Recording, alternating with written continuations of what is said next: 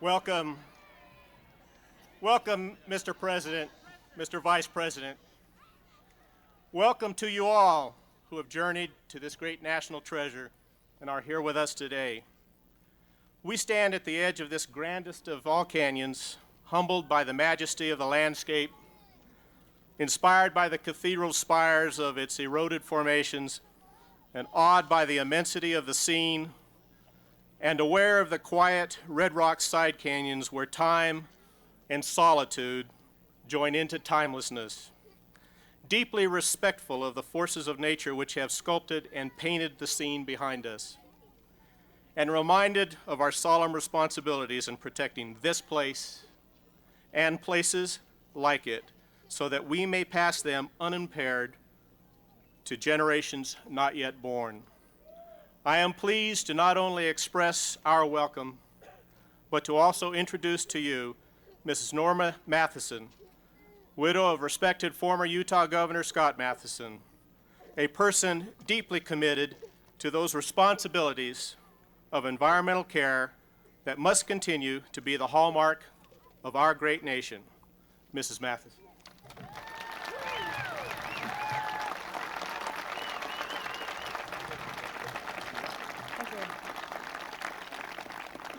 Mr. President, Mr. Vice President, friends, I'd like to begin with the statement my late husband made in his first inaugural address. It has been quoted often, but never at a more appropriate occasion than this, except, of course, for the first time. He said, "We stay only a moment, and then we're gone. While we're here, we do what we can to preserve the past and secure the future. It is now our time, and there is much to do. Today, we are surrounded by land with a history of the ages.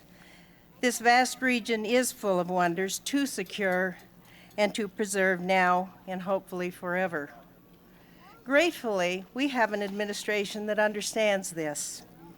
Our President and Vice President know these are the defining moments of our time, when important decisions will determine the future of all of our country's precious places, far beyond even the coming century. They know of the impacts and pressures that affect our lands and the need to make thoughtful, long-range plans, and we appreciate this.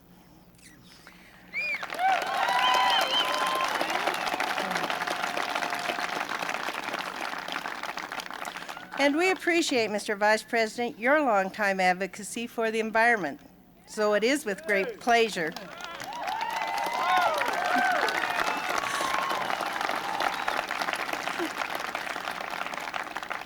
So it is with great pleasure that I introduce the Vice President of the United States, Al Gore.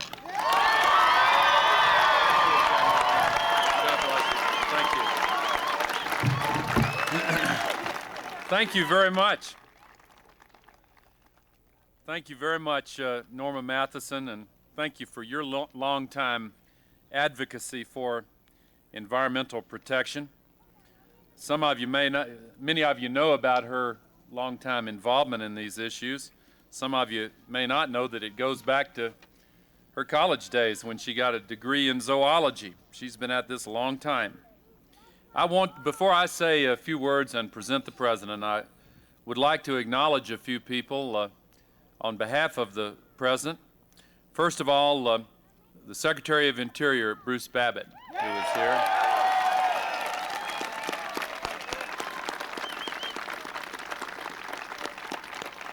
The Governor of Colorado, Roy Rummer. The Democratic nominee for Senate in Colorado, Tom Strickland. The Minority Leader of the Arizona House of Representatives, Art Hamilton. Democratic nominee in the 2nd District of Utah, Ross Anderson. Candidate for Governor of Utah, Jim Bradley. Former member of Congress from Utah, Wayne Owens. Former member of Congress from Arizona, Karen English.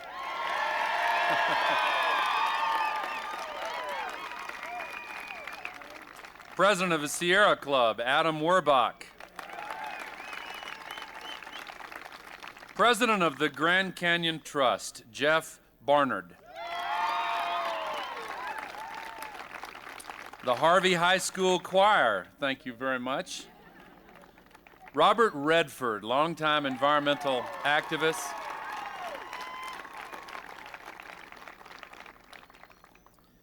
All of the various tribal leaders who are assembled here, allow me to acknowledge all of you as a group because there are a great many. Thank you very much for attending this event. And of course also to Robert Arnberger, who was our Master of Ceremonies and was here just a moment ago. In a short time, the President will go to just a short distance from here and will sign a very important document. This event about to take place has a deep personal meaning for me, as it does, I'm sure, for most of the people gathered here, because everyone here remembers and will for your whole lives when you first saw this beautiful area. When I first came here, it was in 1971. My wife Tipper and I had not been married for very long. We put a 10 in the back of our Chevrolet Impala, and we drove out to this Arizona-Utah area. We went to Arches, then we went to Bryce Canyon, we went to Zion, we went through parts of the area that will be protected today, and we went to the North Rim. And like everybody else who has made a journey like that, I was just stunned by the natural beauty of this unique area of North Arizona and South Utah. It is just unbelievably beautiful. When our older children were real little, we came back and showed them part of it. And we always wanted to come back and take a longer trip. We planned it for 2 years ago, Norma, and we got, I called Karen English, her husband Rob Elliott, and then a week before we were supposed to go, I tore my Achilles tendon, and it served me right. Somebody my age has no business doing those helicopter dunks on the basketball court. But the timing of the injury couldn't have been worse, and we had to put it off for a year. But then last year, a year ago August, Tipper and I and our 4 children paddled 225 miles down through here, and we just had the experience of our lives, sleeping under the stars and taking hikes through so many different parts of this canyon, and it was a wonderful, wonderful experience. And we became even more immersed in the history, both the natural history and the human history of this area. And as many of you know, as for at least 1,500 years, and probably for a lot longer than that, the peoples of this North American continent have called this Grand Canyon sacred ground. And when in this century it became necessary to protect this land with the force of law, President Theodore Roosevelt did just that. He set the Grand Canyon aside, preserving it as a living legacy for every generation to come. And now everyone who comes to this land is but a guest. And as a guest, every guest can experience this land in its full national wonder. It's important to note that Theodore Roosevelt used the same legal authority, the same law that President Clinton will use shortly today. And all those places in southern Utah nearby that I mentioned that were so stunningly beautiful, Bryce and Arches and Zion and others, were all protected by exactly the same law. Not every president has been willing to use the force of law in the service of future generations. But those like Theodore Roosevelt who care about the environment have been willing to do it. The reason it hasn't always been used is, let's face it, it takes courage to take a step like this. It takes guts. It takes vision.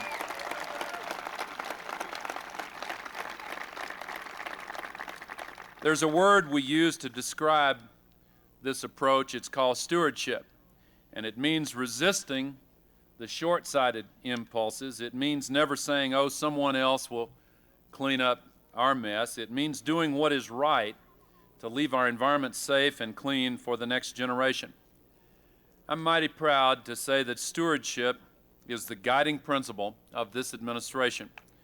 It is the guiding principle of our Department of Interior under the direction of Secretary Babbitt, of CEQ under the direction of Katie McGinty. It is the guiding principle of our President, Bill Clinton.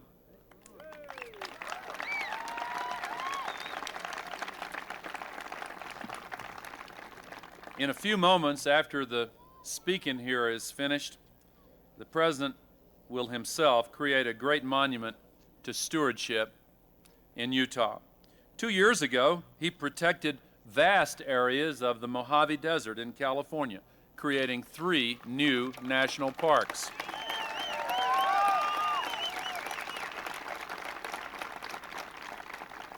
He put a stop to a massive gold mine that threatened Yellowstone with toxic runoff.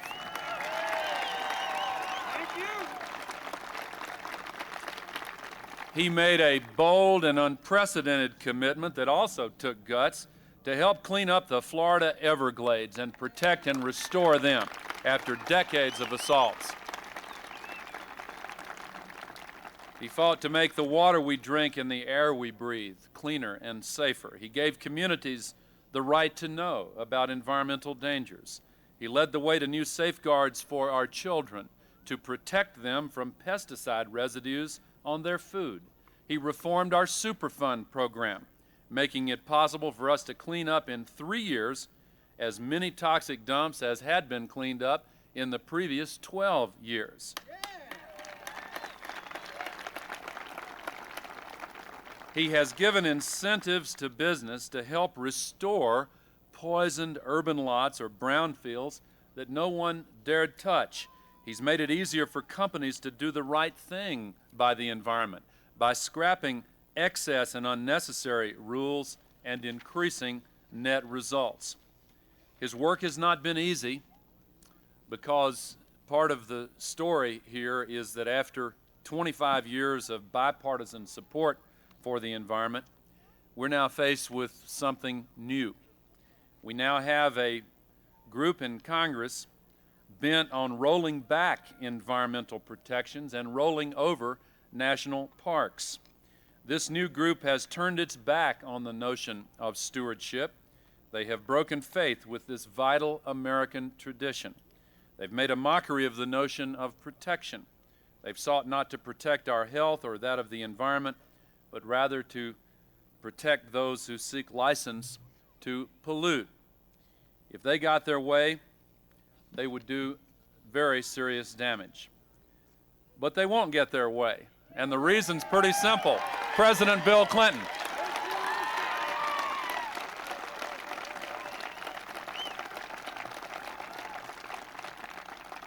I've seen this president in action. I've seen him take on the tough fights. I've seen him veto a budget plan that made deep cuts in environmental protections, even when some tried to blackmail him by shutting down public access to this magnificent Grand Canyon. He refused to back down, and the American people refused to submit to that blackmail. We're going to stand up to it, and we're going to prevail.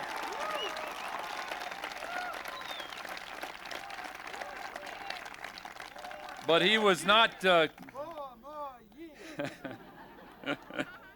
but he was not content merely to block the damage that others were trying to do. He knew that he had to build, and build he did more than any president before.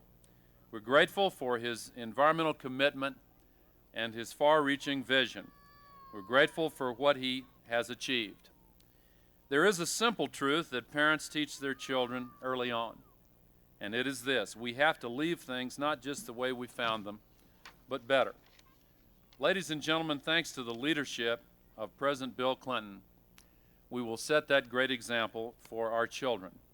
Thanks to President Clinton, our children will find our air, water, and land not just safe, but better than before. And so it is a pleasure and honor for me to introduce to you today a good steward of nature, our environmental president, President Bill Clinton.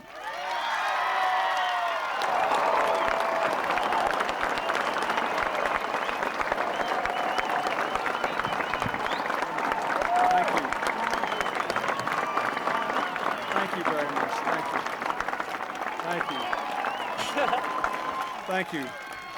Thank you very much. Thank you very much, ladies and gentlemen. Thank you for being here and for being in such good spirits. Thank you, God, for letting the sun come out. This is a sunny day. We ought to have a sunny day for a sunny day. Thank you, Rob Armberger, for the work you do here at Grand Canyon National Park and for your participation. To all of our distinguished guests, I want to say a special word of thanks to my good friend Governor Roy Romer from Colorado, and thank you, Secretary Bruce Babbitt, for your long, consistent, devoted efforts in behalf of America's natural heritage.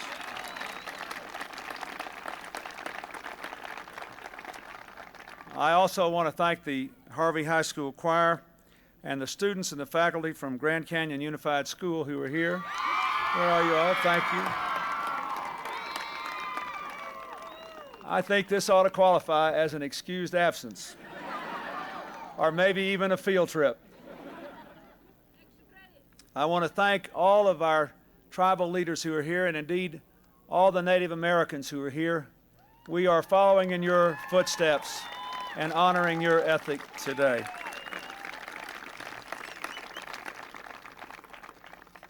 I want to say a special word of thanks to my longtime friend, Norma Matheson. Norma and her late husband, Scott, became great friends of Hillary's and mine when we served together as governors. After Scott passed away, Norma honored me by asking me to come to Utah to speak at a dinner in his honor for a foundation set up in his memory. I never was with Scott Matheson. I never even talked to him on the phone that I did not feel I was in the presence of a great man. Both of them are truly wonderful human beings, and I am very grateful for her presence here today and for her commitment.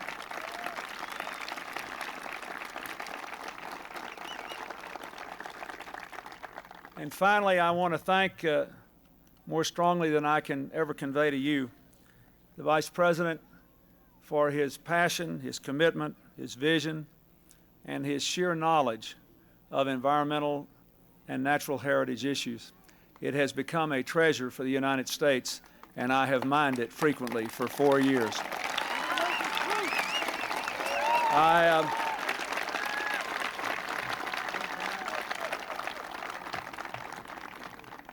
I remember when I was trying to decide what sort of person I wanted to ask to run with me for vice president. And I made up my mind I wanted somebody who was smarter than I was. That left a large field to pick from.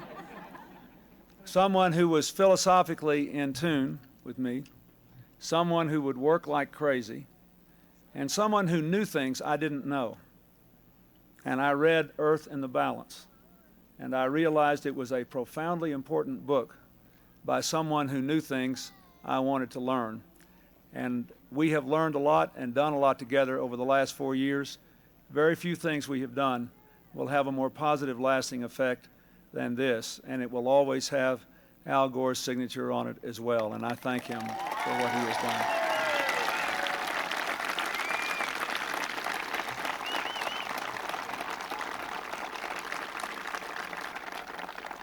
Ladies and gentlemen, the first time I ever came to the Grand Canyon was also in 1971 in the summer.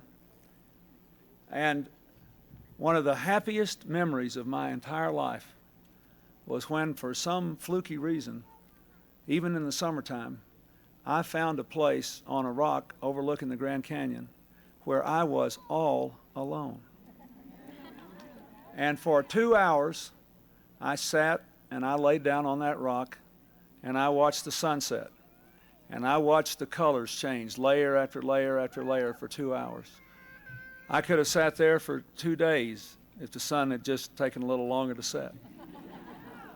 And even today, 25 years later, in hectic, crazy times, in lonely, painful times, my mind drifts back to those 2 hours that I was alone on that rock watching the sunset over this canyon. And it will be with me till the day I die. I want more of those sights to be with all Americans for all time to come.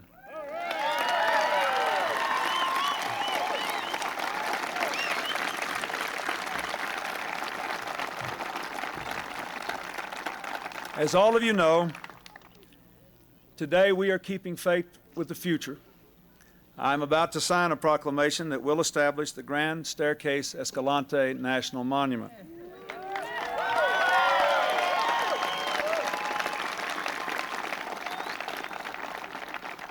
Why are we doing this? Well, if you look at the Grand Canyon behind me, it seems impossible to think that anyone would want to touch it. But in the past, there have been those who wanted to build on the canyon, to blast it, to dam it. Fortunately, these plans were stopped by far-sighted Americans who saw that the Grand Canyon was a national treasure, a gift from God that could not be improved upon. The fact that we stand here is due in large part to the Antiquities Act of 1906. The law gives the President the authority to protect federal lands of extraordinary cultural, historic, and scientific values. And in 1908, that's just what Theodore Roosevelt did when he protected the Grand Canyon. Since then, several presidents of both parties, Republicans and Democrats, have worked to preserve places that we now take for granted as part of our own unchanging heritage. Bryce Canyon, Zion, Glacier Bay, Olympic, Grand Teton. These places, many of you have been to, and I've been to many of them myself. I thank goodness that the Antiquities Act was on the book and that presidents, without regard to party, used it to protect them for all of us and for generations to come.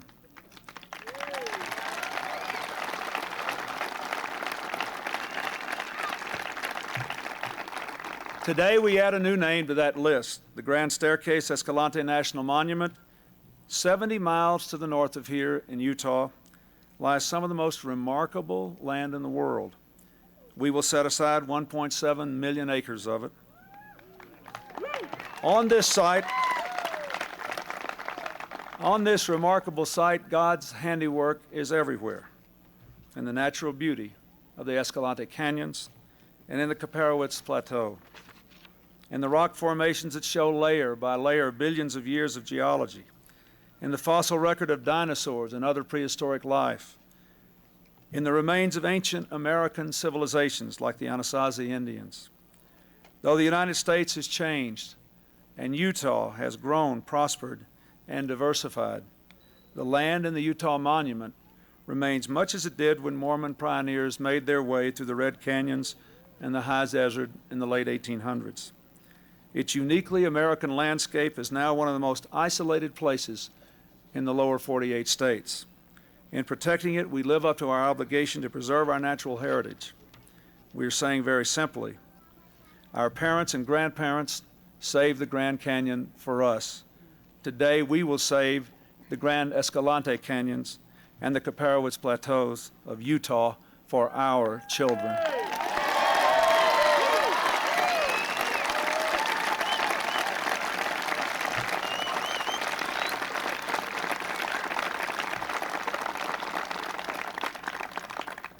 Sometimes progress is measured in mastering frontiers, but sometimes we must measure progress in protecting frontiers for our children and all children to come. Let me make a few things about this proclamation clear. First, it applies only to federal lands, lands that belong already to the American people. Second, under the proclamation, families will be able to use this canyon as they always have. The land will remain open for multiple uses, including hunting, fishing, hiking, camping, and grazing. Third, the proclamation makes no federal water rights claims. Fourth, while the Grand Staircase Escalante will be open for many activities, I am concerned about a large coal mine proposed for the area. Mining jobs are good jobs, and mining is important to our national economy and to our national security. But we can't have mines everywhere, and we shouldn't have mines that threaten our national treasures.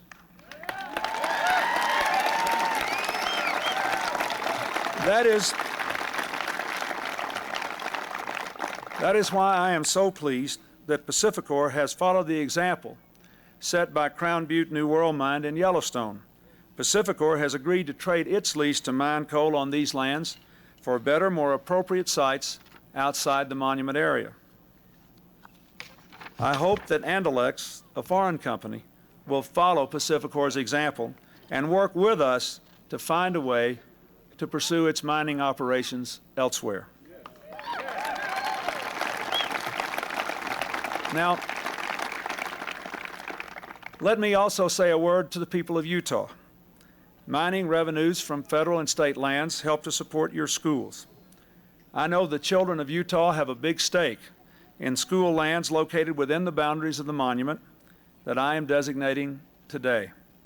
In the past, these scattered school lands have never generated significant revenues for the Utah School Trust.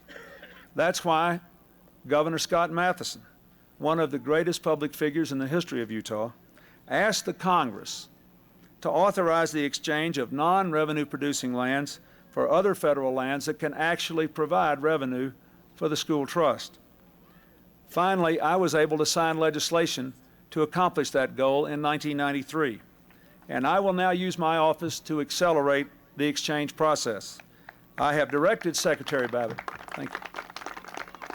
I have directed Secretary Babbitt to consult with Governor Leavitt, Congressman Orton, Senators Bennett and Hatch to form an exchange working group to respond promptly to all exchange requests and other issues submitted by the state, and to resolve reasonable differences in valuation in favor of the school trust.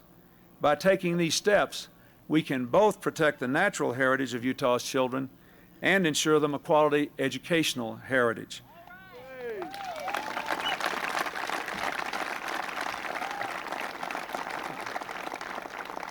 I will say again, creating this national monument should not and will not come at the expense of Utah's children.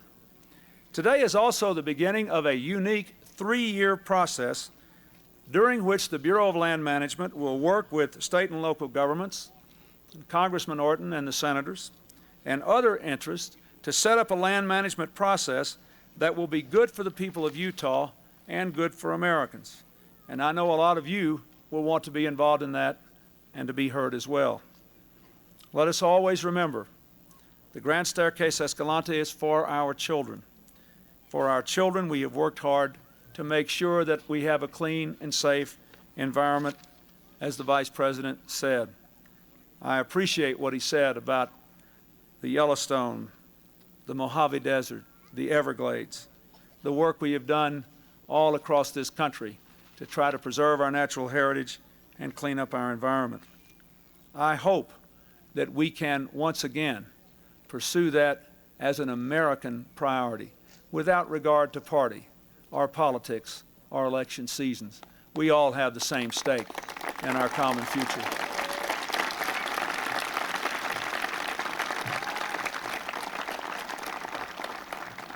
If you'll permit me a personal note, another one, it was 63 years ago that a great Democrat first proposed that we create a national monument in Utah's canyon lands.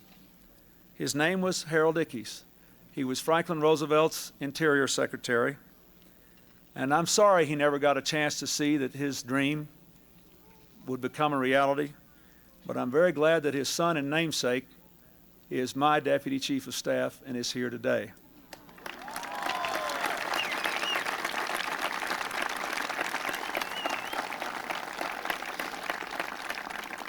And it was 30 years before that, 93 years ago, that a great Republican president, Theodore Roosevelt, said we should make the Grand Canyon a national monument.